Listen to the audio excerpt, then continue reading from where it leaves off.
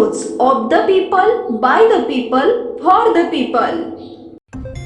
मी कोणाच्या नादी लागत नाही आणि कोणी नादी लागलं तर सोडत नाही। उपमुख्यमंत्री देवेंद्र फडणवीस यांनी श्याम मानव यांच्या आरोपांवरून माजी गृहमंत्री अनिल देशमुख यांना टार्गेट केले।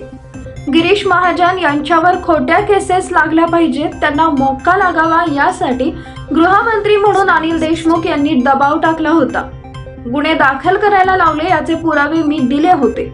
महाविकास आघाडी सरकारने विरोधी पक्षातील आमदारांना मोक्का लावणे, खोट्या केसेस लावणं हे प्रकार सुरू केले असा आरोप फडणवीस यांनी केला होता।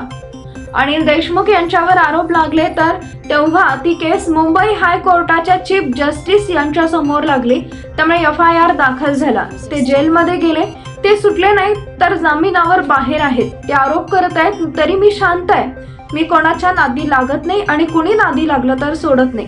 तसेच वेळ आली तर सर्व सार्वजनिक करेन असा इशाराही फडणवीस यांनी दिला होता। देवेंद्र फडणवीस यांच्या या इशाऱ्यानंतर राष्ट्रवादीचे प्रदेश अध्यक्ष जयंत पाटील यांनीही त्यांच्यावर टीका केली। येत्या 2 महिन्यात महाराष्ट्रात टोकाची कट कारस्थान होणार आहे।